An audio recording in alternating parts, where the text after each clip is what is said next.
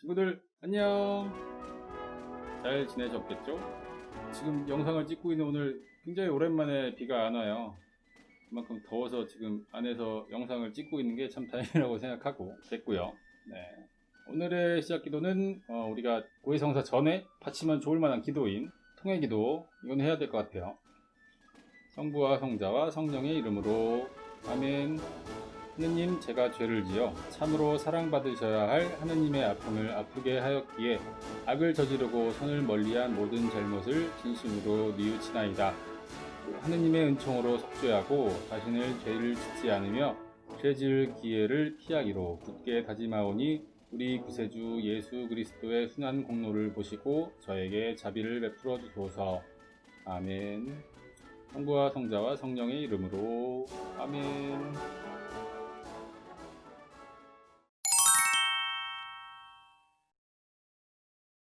지난 시간 우리는 무엇을 알아보았는지 한번 볼게요.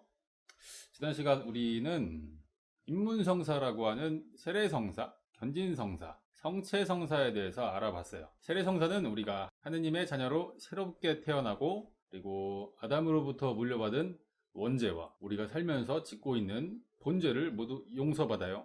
네, 세례는 삼위일체 하느님의 이름과 함께 물로 세례를 받고 이마에 성유를 바름으로써 영혼에 지워지지 않는 인호를 받게 된다고 했죠. 그리고 우리가 세례를 통해 새롭게 태어났다는 의미에서 흰옷을 입고 세상에 비치신 예수님을 따라 나도 세상의 빛으로 살아간다는 의미에서 촛불을 켜기도 한다고 했어요. 그리고 두 번째, 견진성사에서는 우리가 신앙인으로 더 성숙해지고 믿음이 견고해져서 이제 다른 사람들에게 하느님의 말씀을 전할 수 있게 되었다는 의미에서 받는 성사예요.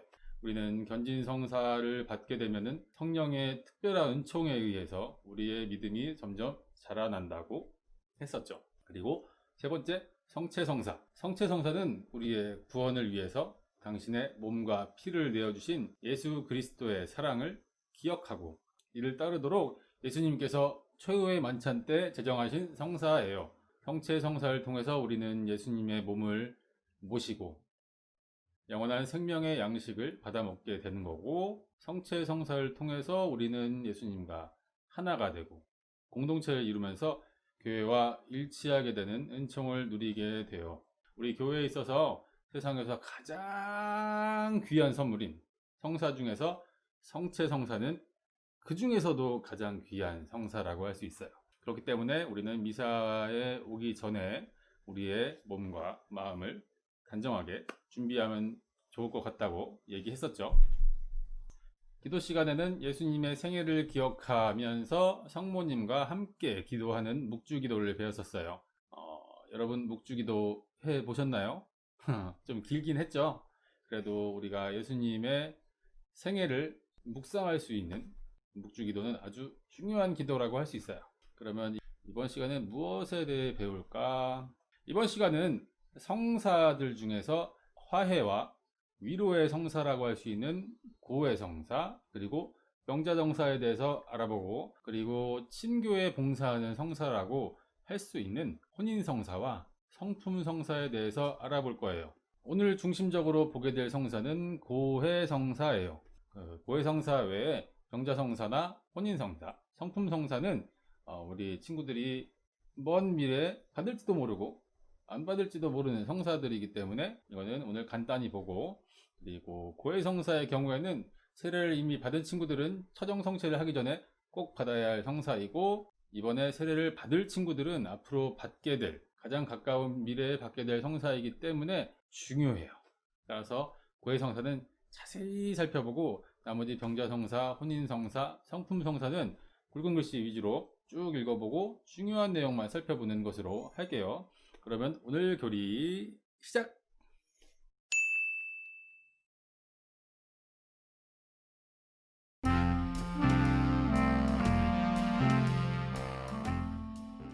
하느님과의 만남인 성사의 네 번째 만남, 고해성사.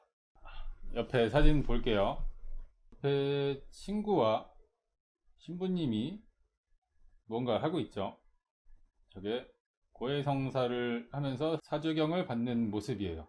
고해성사는 우리의 죄를 하느님께 고백하고 용서를 받는 성사인데 그저 용서를 받는 것이 아니라 우리를 늘 사랑하시는 하느님으로부터 멀어진 거리를 다시 가깝게 해주는 하느님과 화해를 이루는 성사라고 할 수 있어요. 네, 넘어가서 질문 81과 82. 죄란 무엇인가요? 그리고 죄를 짓는다는 것은 무슨 뜻인가요? 먼저 굵은 글씨 볼게요. 죄는 하느님 그리고 이웃들과 멀어지게 만드는 모든 것을 뜻해요. 우리가 선과 사랑에 머물지 못하도록 하지요. 모든 죄는 나쁜 결과를 가져와요. 죄로 인해 우리는 우리 안에 있는 무언가에 상처를 입어요. 사람들과의 관계도 나빠지고 하느님과 인간의 관계도 나빠지지요. 우리는 지난 시간 5회차에 죄라는 것이 무엇인지 배웠었어요. 죄는 하지 말아야 할 것을 하거나 해야 할 것을 안 하는 거라고 얘기를 했었는데 비슷한 말이 중간에도 나와 있죠.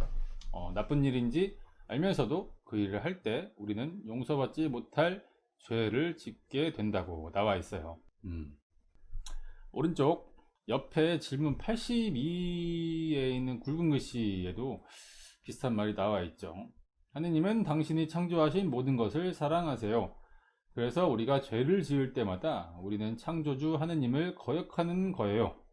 하느님은 당신께서 창조하신 모든 것을 사랑하신다고 했었죠. 근데 하느님께서는 그 중에서도 세례를 받았거나 그리고 곧 세례를 받을 우리를 더 많이 사랑하세요. 내가 사랑하고 좋아하는 누군가가 나쁜 일을 했거나 안 좋은 일을 겪었을 때 우리는 보통 마음이 좀 안 좋곤 해요. 우리가 나쁜 일을 했거나 죄를 지었을 때 우리 스스로의 마음이나 부모님들의 마음도 안 좋을 텐데 하느님은 얼마나 마음 아파하실까 생각해 본 적이 있을까 모르겠어요. 그래서 우리가 죄를 짓거나 잘못을 많이 저질렀을 때 우리는 그 용서를 받기 위해서 하느님께 우리의 잘못을 이야기하고 그리고 용서를 받을 필요가 있어요. 이 용서는 방금 전에도 얘기했듯이 그저 잘못한 일을 없애는 차원이 아니라 이렇게 멀어졌던 하느님과의 관계를 다시 가까워질 수 있게 하는 것이 고해성사예요. 네.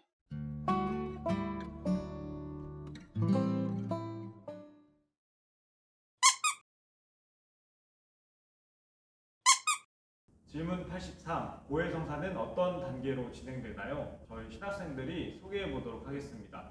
고해성사는 크게 4가지 단계로 이루어져 있습니다. 첫 단계, 성찰과 뉘우침, 그리고 결심의 단계예요. 첫 단계인 성찰 단계에서는 친구들이 지금까지 어떤 잘못을 했었는지 그리고 착하게 살라는 하느님의 말씀을 잘 따랐었는지 살펴본 후에 내가 이런 죄를 지었구나 하는 단계예요. 이제 한 친구를 만나볼 텐데요. 그 친구의 이름은 학주 어린이, 학린이. 우리 학린이를 통해서 우리 친구들이 고해성사의 단계를 쉽게 이해할 수 있었으면 좋겠어요. 성부와 성자와 성령의 이름으로 아멘. 내가 하나님 말씀대로 착하게 살았나? 성찰해봐야겠다. 작은 일부터 큰 일까지 한번 반성해봐야지. 반칙이잖아. 근데 내게 아닌데. 에이, 뭐 어때? 아무도 모르는데 안 보이잖아.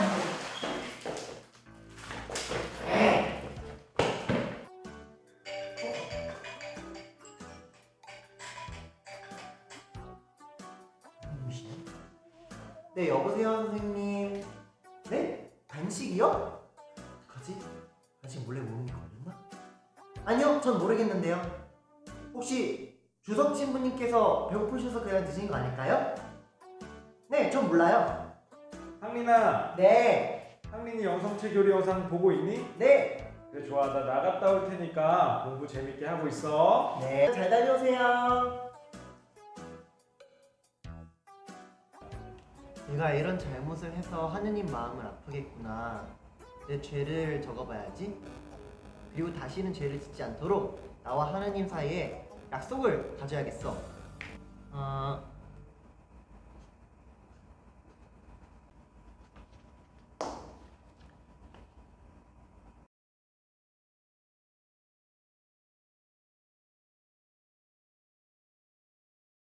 두 번째 단계는 고백의 단계입니다.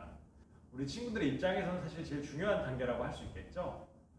고갯을 들어가서 무릎을 꿇거나 앉아서 합니다.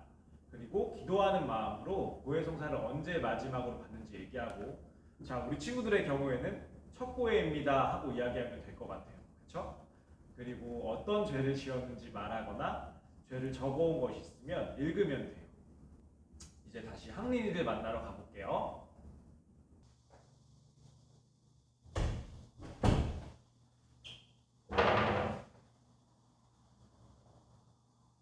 성부와 성자와 성령의 이름으로 아멘. 저의 범한 모든 죄를 전능하신 하느님과 신부님께 고백합니다. 첫 고해입니다. 저의 죄는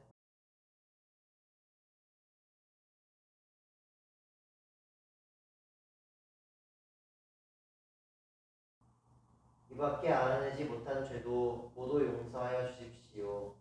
그리고 세 번째 단계는 사죄경의 단계입니다. 세 번째 단계에서는 여러분의 죄에 대해서 신부님께서 도움이 될 만한 말을 해주십니다. 그리고 죄를 용서받기 전에 적절한 보석을 주세요. 보석은 기도가 될 수도 있고 착한 일하기 혹은 가족들을 위해서 2번 희생하기처럼, 비록 사죄경으로 우리가 죄를 용서받기는 했지만 그 죄에 대한 우리의 희생 또는 실천사항 같은 것이라고 할 수 있겠습니다. 보석을 준 다음에 신부님께서는 사죄경을 빌어주실 거예요. 여러분은 잘 듣고 있다가 신부님이 성부와 성자와 성령의 이름으로 우리 친구의 죄를 용서합니다 라고 말씀하시면 그때 똑같이 성호경을 긋고 아멘이라고 말하면 됩니다. 자, 이제 제 설명을 다 들었으니까 항린이들 만나면서 복습해야겠죠? 그래요, 우리 친구. 첫 고해 보니까 어때요? 친구가 지은 죄를 하느님 앞에 다 고백했으니 이제 새로운 마음으로 기쁘게 살아갑시다. 네. 보석으로는 가족을 위한 봉사 한 번과 성당에서 사도신경 한 번을 드리세요. 네. 인자하신 하느님 아버지께서는 성자의 죽음과 부활, 성자와 성령의 이름으로 우리 친구의 죄를 용서합니다. 아멘. 그리고 마지막 네 번째 단계는 보석과 새 출발의 단계입니다. 네 번째 단계에서는 비록 죄는 용서받았지만 그에 대한 보석을 꼭 해야 합니다. 보석은 가능한 한 빨리 행하고 다시 깨끗한 마음으로 착하게 살아가면 되겠습니다. 첫 번째 보석이 뭐였지? 아! 이웃을 위해서 봉사를 하는 것이었지?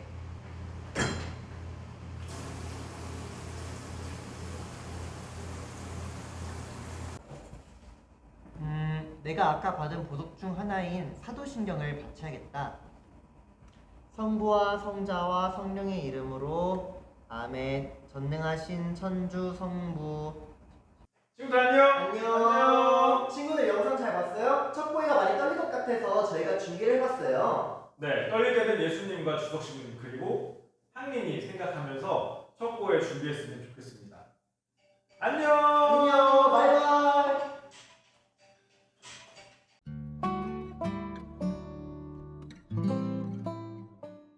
질문 84. 우리가 고해성사 때 했던 이야기를 사제가 다른 사람에게 이야기할 수 있나요? 절대 말할 수 없어요. 그런 일은 있을 수도 없는 일이고 있어서도 안 되는 일이라고 신부님은 배웠고 그리고 그렇게 하고 있어요. 중간에 설명 보면은 고해성사의 비밀 유지라는 말이 있죠. 고해성사에서 사제, 즉 신부님은 우리 친구들이 하느님께 고백한 것들을 대신 귀가 되어서 들은 사람이기 때문에 우리 친구들과 하느님의 만남에 대한 그런 비밀 얘기를 함부로 이야기해서는 안 돼요. 만일 여러분들의 지은 죄를 제가 누군가에게 이렇게 말한 것이 알려지면은 더 이상 신부님은 신부가 아닌 거나 마찬가지예요. 네. 그만큼 큰 잘못을 저질렀기 때문에 신부님은 여러분들의 죄를 누군가한테 이야기하면 안 돼요. 질문 85. 고해성사 때 어떤 일이 일어나나요? 굵은 글씨. 고해성사를 통해서 우리는 하느님과 또한 그리스도인들의 공동체인 교회와 화해하게 돼요. 그래서 신앙생활을 새롭게 시작할 수 있어요. 우리가 보낸 시간들은 다시 돌아오지 않기 때문에 우리는 사실 매일매일의 하루를 새롭게 시작한다고 볼 수 있어요. 근데 그 시간들을 하느님과의 만남으로 새롭게 시작한다면 더 좋겠죠. 그래서 성당에서 미사를 드리고 기도를 하고 성사를 보는 것은 언제나 새롭고 좋은 일이에요. 그래서 매 미사 때마다 우리는 제타시오 하는 고백의 기도를 하고 마지막에 성체를 모시게 되는데, 우리 미사 중에 하는 참회식과 영성체 같은 것들은 우리가 지은 잘못들과 어떤 작은 죄들인 소재를 없애줘요. 하지만 큰 죄인 대죄는 없어지지 않는데, 이는 오로지 고해성사를 통해 없어질 수 있어요. 고해성사는 우리가 스스로 반성하거나 어떤 미사에 참여함으로써 없어지지 않는 대죄를 없애주는데, 이 지워지지 않는 대죄를 없앰으로써 우리는 하느님께 더 가까이 다가갈 수 있어요. 질문 86. 왜 사제에게 잘못을 고백해야 하나요? 그냥 굵은 글씨 보면 둘째 줄에 보면은 예수님의 말씀이 적혀 있는데, 여기에 따른 것이에요. 너희가 누구의 죄든지 용서해주면 그가 용서를 받을 것이고, 그대로 두면 그대로 남아있을 것이다. 요한복음 20장 23절의 말씀이죠. 세상의 모든 신부님들과 주교님 그리고 교황님들은 이 말씀에 따라서 고해성사를 정성껏 드리고 있어요. 우리는 예수님과 직접 대화를 나누기 힘들기 때문에 예수님의 말씀을 전하고 각종 성사들을 진행하는 신부님들께 죄를 이야기를 하고 하느님을 대신해 신부님의 사제경을 받아요. 하지만 우리는 신부님께 죄를 고백하는 거지만 사실은 하느님께 고백하는 것이나 마찬가지고, 신부님은 하느님의 귀를 대신하는 것과 마찬가지예요. 사제경이나 좋은 말씀 같은 경우에도 예수님께서 신부님의 입을 통해서 말씀하시는 거라고 할 수 있어요. 또 한 가지, 신부님께 죄를 고백하는 것은 신부님으로부터의 우리의 슬픔이나 어떤 어려움들을 위로받고 착하게 살아갈 수 있는 교훈을 들을 수 있는 기회가 된다는 것에서도 우리 친구들에게 도움이 될 수 있어요. 잘할게요. 질문 87. 하지 말아야 할 것을 하고 싶은 마음이 드는데 이것도 죄가 되나요? 왜 굵은 글씨 두 줄만 일단 볼게요. 아니에요. 그건 단지 유혹일 뿐이에요. 우리는 살면서 여러 유혹들을 받아요. 더 자고 싶은데, 더 놀고 싶은데, 내가 하고 싶은 대로 살면서 신나게 살고 싶은데, 이렇게 말이죠. 하지만 내가 하고 싶은 대로 그저 내 마음대로 사는 것은 우리가 이렇게 함께 어울려서 사는 세상에서는 옳지 않은 태도라고 할 수 있어요. 우리가 하고 싶은 일 중에는 어떤 좋은 일도 있지만 게으름을 핀다거나 그리고 내 마음대로 막 우긴다거나 하면은 친구들이나 어른들에게 좋지 않은 영향을 주는 그런 나쁜 일들도 있을 수 있기 때문이에요. 그런데 이런 유혹들을 이겨내면은 예수님께서는 아주 예쁘게 봐주실 거라는 것이죠. 화이팅! 만약에 유혹을 이겨내지 못하고 나쁜 일이나 좋지 않은 일을 한다면은 고해성사를 보면 되는 거죠. 네. 고해성사를 보지 않기 위해서는 착하게 살아야 되겠다. 화이팅!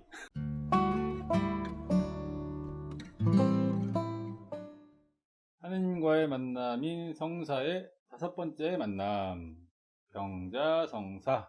이번 성사부터는 아까 말한 대로 굵은 글씨를 중심으로 쭉 보고 중요한 설명만 해드릴게요. 먼저 옆에 사진을 보죠. 네, 어떤 사람이, 신부님이에요. 작은 통을 들고 어떤 사람의 손바닥에 손가락을 이렇게 대고 있는 모습이 나오죠. 이건 신부님이 아픈 사람의 손에 병자성사에 쓰이는 병자성유를 발라주고 있는 모습이에요. 다음 질문 88. 병자성사 때 어떤 일이 일어나나요? 굵은 글씨 볼게요. 병자성사는 위로와 평화, 또한 병을 이겨낼 힘을 북돋아주는 성사예요. 병자성사를 받을 때 예수님은 힘을 주시고 강하게 해주세요. 때로는 성사를 통해 치유를 받기도 해요. 병자성사는 옛날에는 죽음을 앞둔 분들이 마지막으로 하느님께 위로를 받고 하늘나라로의 가는 길이 긴 여행이라고 생각을 해서 마지막으로 성체를 여행 가는 양식으로 삼고 싶다는, 양식으로 삼아서 하늘나라에 가고 싶다는 의미에서 받았던 성사라고 해서 종부성사라고도 불렸어요. 아마 또 옛날에는 큰 병을 치료하기가 아주 힘들었기 때문에 그랬던 것 같은데, 요즘에는 고치기 어려운 병들도 잘 고치곤 하잖아요.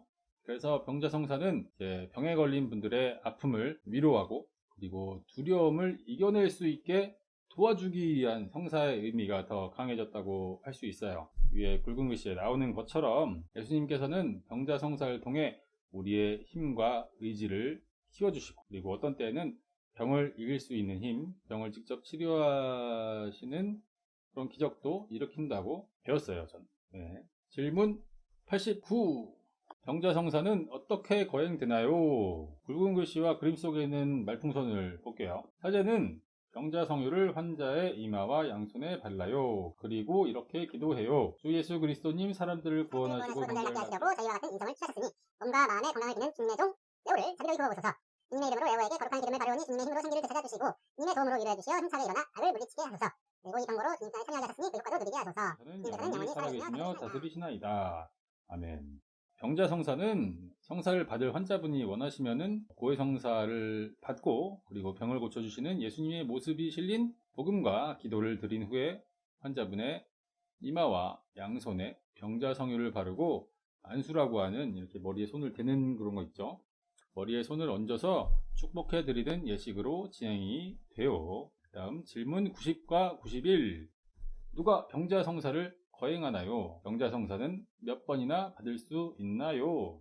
90의 굵은 글씨. 네, 오직 주교님과 사제, 즉 성품성사를 받은 신부님만이 병자성사를 거행할 수 있어요. 그리고 우리가 살면서 딱 한 번만 아픈 것은 아니기 때문에 아플 때마다 사람들은 위로를 받고 힘을 얻고 싶어 하잖아요. 그래서 많이 아프고 힘든 사람들은 원할 때 언제든지 병자성사를 받을 수 있어요. 여기까지 하느님의 위로를 받고 그리고 화해를 하는 고해성사와 병자성사였습니다.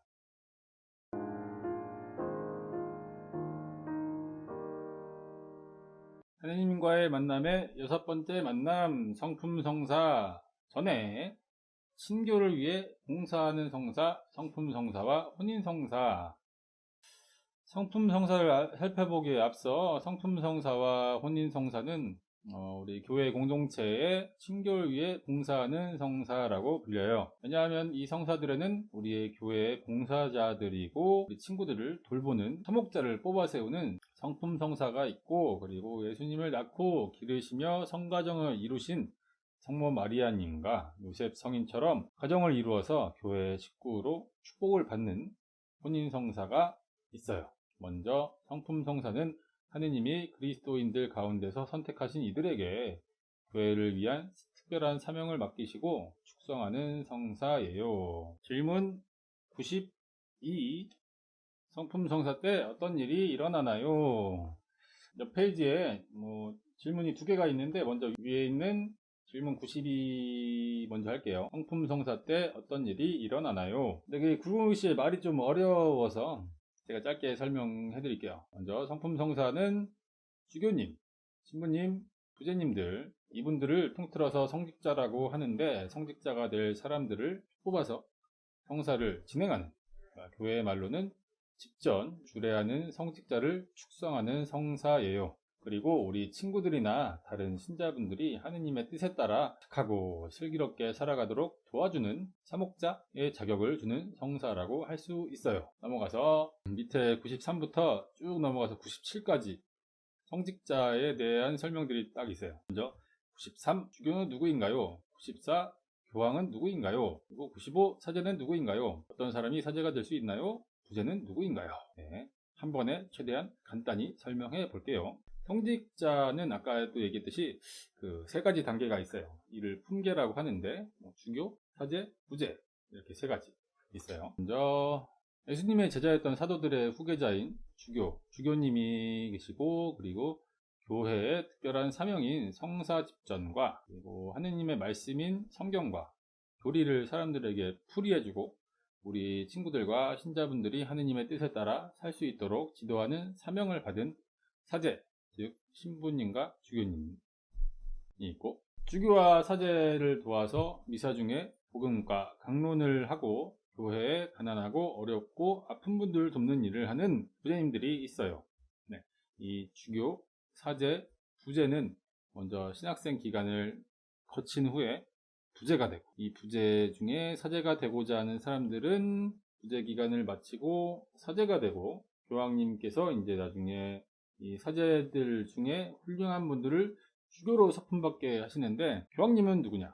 이 주교님들 중에 가장 높은 분이라고 할 수 있어요. 주교님들이 한 일정 지역, 교구나 이런 것들을 맡아 돌보시는 분들이라고 하면은 교황님께서는 전 세계 천주교회를 돌보는 분이라고 할 수 있어요.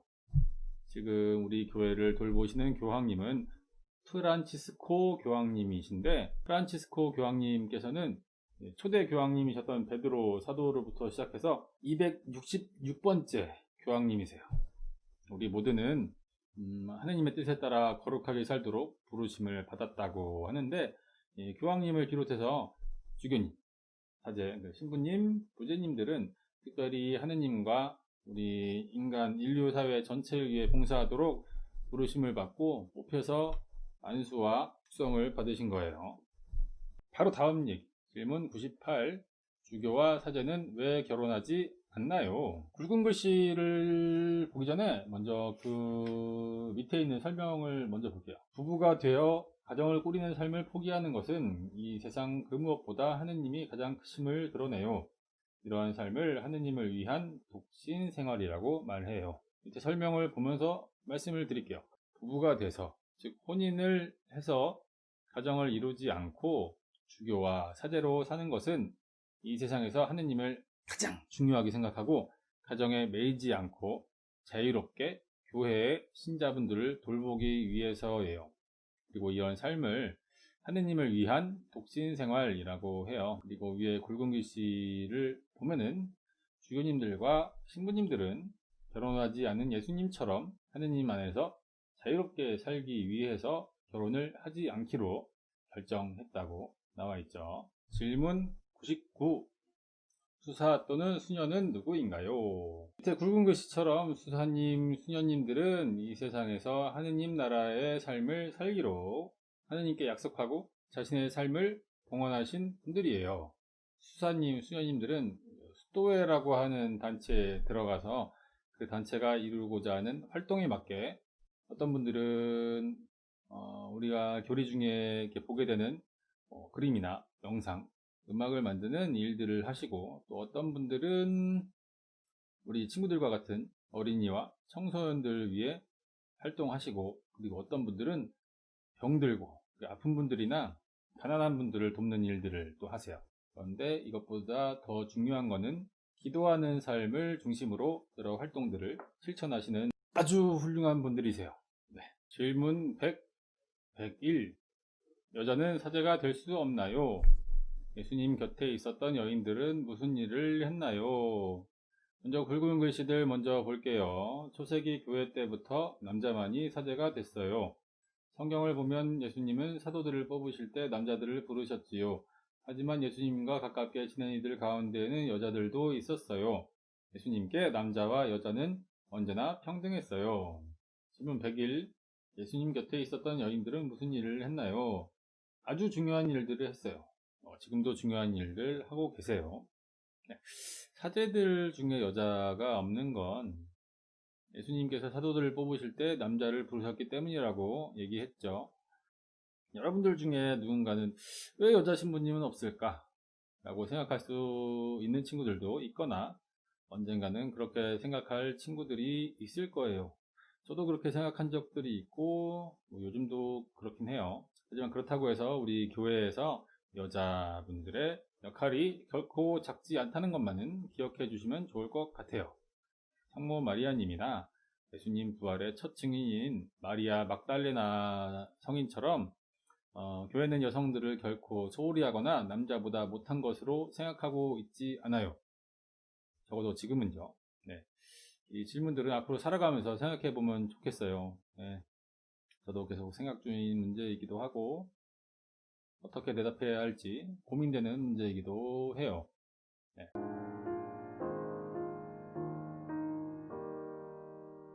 하느님과의 만남인 성사의 마지막 7번째 만남, 혼인성사. 옆에 사진 보면은 결혼을 하시는 분들인 것 같은데 아주 즐거운 표정을 지으면서 포즈를 잡고 있죠. 네, 결혼 촬영 하시는 것 같은데 축하합니다. 넘겨서 질문 102. 남자와 여자가 사랑을 할 때 어떤 모습이 아름다운 건가요? 굵은 글씨.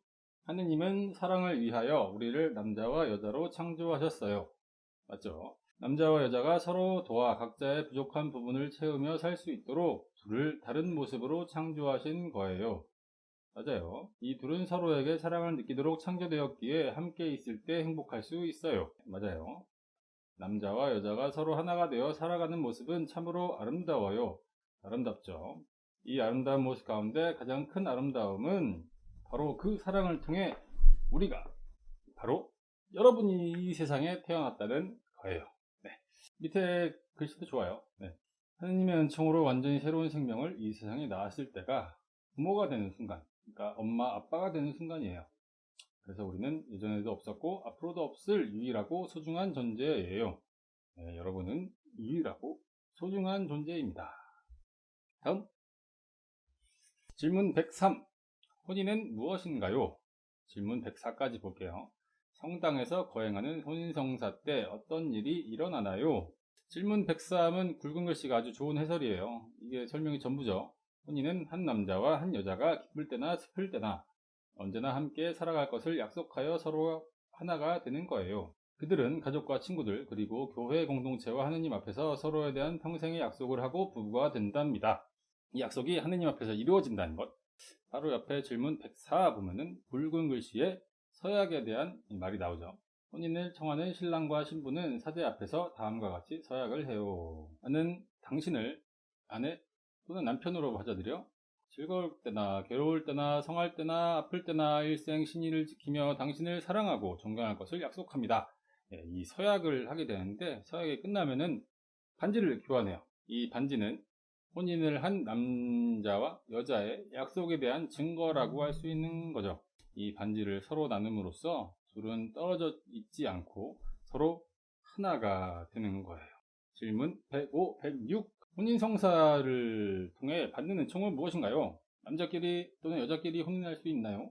혼인성사를 통해 부부가 되는 사람들, 즉 우리의 엄마와 아빠는 그동안에 주고받은 인간적인 사랑에 하느님의 사랑이 더해지는 것과 같아요. 다른 성사들과 다르게 혼인성사는 이 혼인성사의 성격 자체가 하느님과 이 부부가 되는 두 사람의 그 관계가 더 중요하기 때문에 혼인성사의 진짜 진행자, 집전자, 주례자는 혼인을 맺는 두 사람, 그러니까 부부가 된 두 사람, 엄마, 아빠라고 할 수 있어요. 이 혼인성사를 통해서 혼인을 맺는 두 사람은 하느님 안에서 사랑으로 하나가 되고 하느님은 혼인을 맺는 두 사람에게 은총을 내려주시는 거라고 할 수 있어요. 질문 106. 간단히 얘기하면은 우리 교회는 예전에 동성간의 사랑을 금지하기도 했는데 그분들도 하느님의 자녀라는 그런 관점에서는 뭐 사랑은 할 수 있다고 생각은 해요.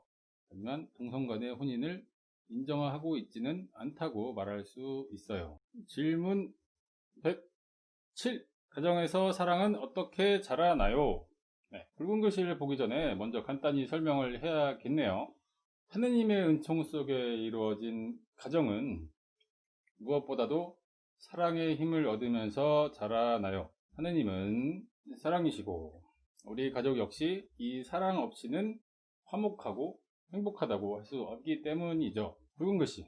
부모와 자녀들이 함께 매일 하느님께 도움을 청한다면 힘들고 어려운 상황이라고 해도 가족의 사랑은 분명히 자랄 수 있어요.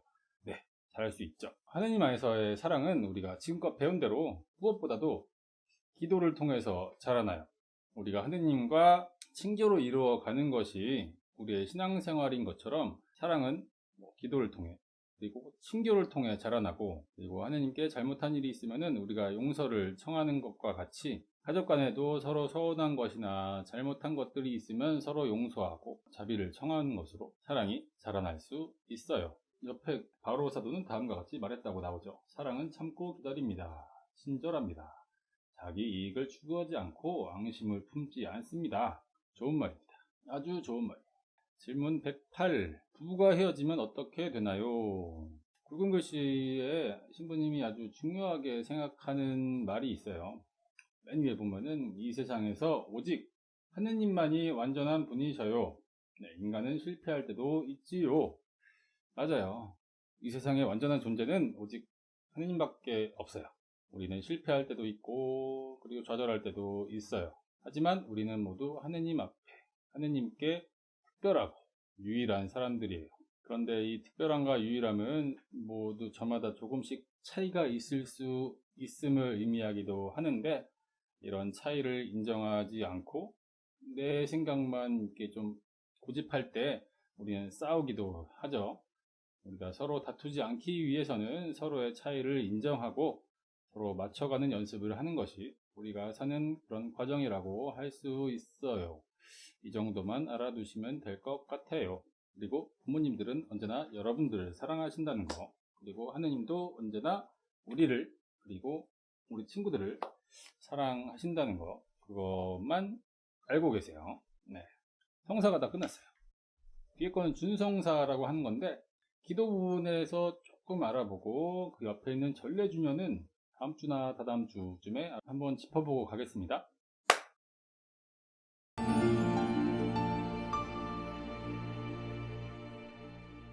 기도 6번째 시간, 질문 156.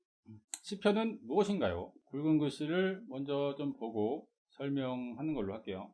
시편은 150편으로 된 아주 오래된 기도예요. 그리고 이스라엘 백성이 하느님께 기도하기 위해서 2000년 전부터 불렀던 노래를 모아놓은 것이지요. 그림 옆에 저 글은 시편 23편의 내용이에요. 여러분들 보면 아주 좋은 내용이.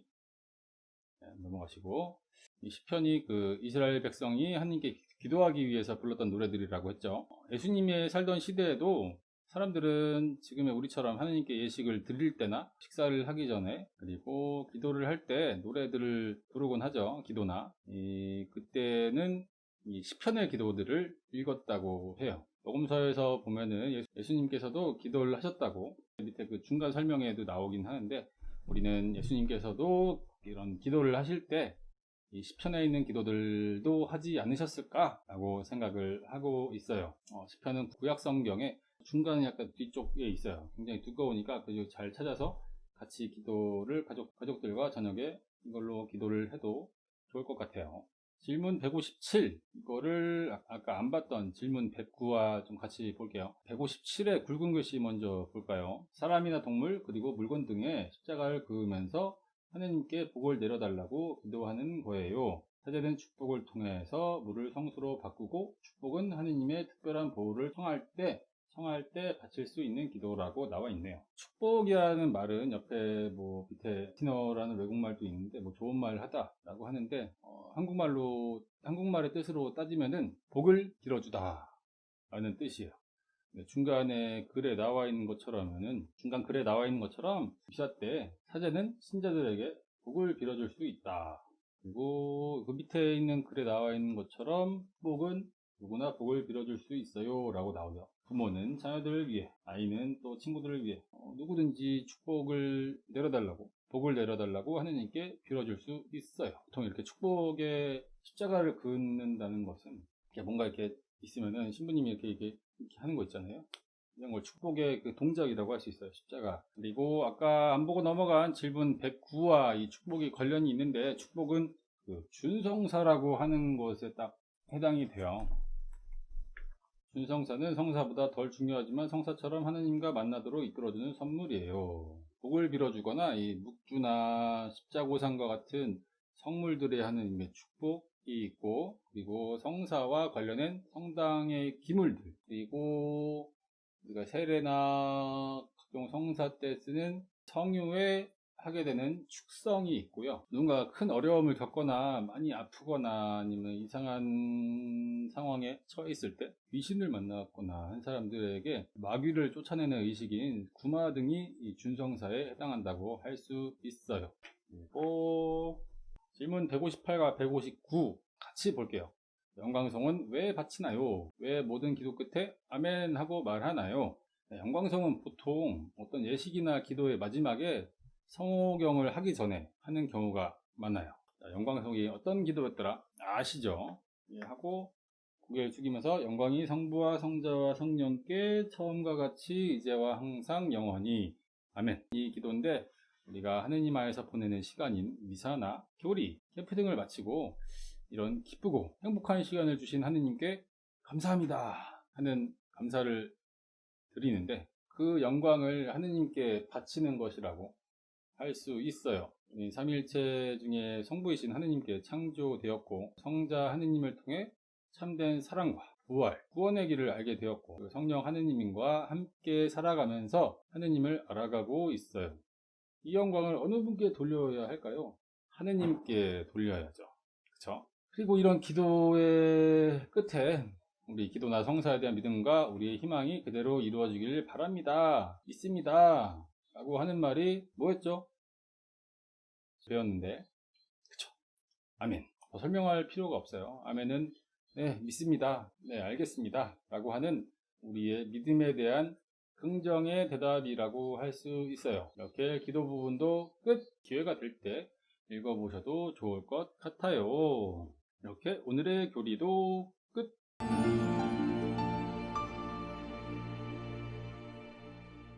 이번 주 질문이 있네요. 네. 신부님, 저는 1조 허혜준인데요. 유아세례를 받은 친구들은 차정성체 전에 고해성사로 죄가 사해지지만 저는 아직 세례를 받지 못하여서 세례식을 준비 중인데 세례를 받으면 저의 죄도 사해질까요? 라고 질문했어요. 네. 질문 감사하고요. 지난 시간 우리는 무엇을 알아보았을까요? 라고 했을 때도 얘기했고 우리가 세례 성사에 대해서 배울 때도 얘기했어요. 세례 성사를 통해서 우리는 아담으로부터 물려받은 원죄와 그리고 우리가 살면서 짓게 되는 본죄도 사해진다고 얘기했죠. 네. 우리 예준이 친구, 네. 우리가 세례를 받으면서 원죄와 본죄가 모두 씻겨질 거예요. 네, 걱정하지 마세요. 그러면 이번 주 미션! 그동안 우리가 외우는 영상을 찍었던 게 뭐가 있죠? 주님의 기도, 성모송, 영광송 했고 사도신경을 했었어요. 그동안 미션으로 외우지 않았던 기도를 외우는 영상을 보내주시면 좋을 것 같아요. 기도를 외우기가 어려운 친구들도 있을 텐데 천천히 하면 되니까 일단은 보면서라도 기도를 하는 영상을 보내주면 좋을 것 같아요. 이렇게 계속 하다 보면은 언젠가는 외워질 수 있어요. 네. 화이팅! 힘내세요! 네. 지난주 미션 한번 볼까요? 미션 3개 중에 일단 문제로 나왔던 퀴즈 2문제만 답을 확인해 볼게요. 세 번째는 여러분들이 다 알아서 했으리라 생각하고 보겠습니다. 먼저 첫 번째 문제. 보이지 않는 하느님의 은총을 볼 수 있도록 해주는 표징이나 예식으로 모두 7가지가 있는데 이것은 무엇인가요? 성사죠, 성사. 네. 이건 쉬우니까 지난주에 종일 배웠죠. 그리고 두 번째 문제. 예수님께서 성체 성사를 세우신 것은 언제이며 언제죠? 최후의 만찬. 그렇죠? 그리고 우리가 미사 때 받아 모심으로써 영원한 생명을 얻게 된다고 희망하는 이 양식은 무엇일까요? 성체. 네, 최후의 만찬과 성체였어요. 잘 해줬어요. 하면서 좀 어려운 것들도 있을 수 있는데 이것들은 부모님께 물어보거나 영상을 같이 보면 그래도 다 알 수 있을 것 같아요. 그쵸?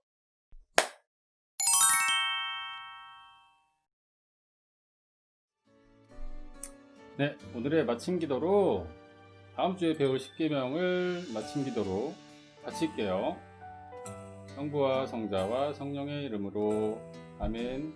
하나, 한 분이신 하느님을 hun숭하여라.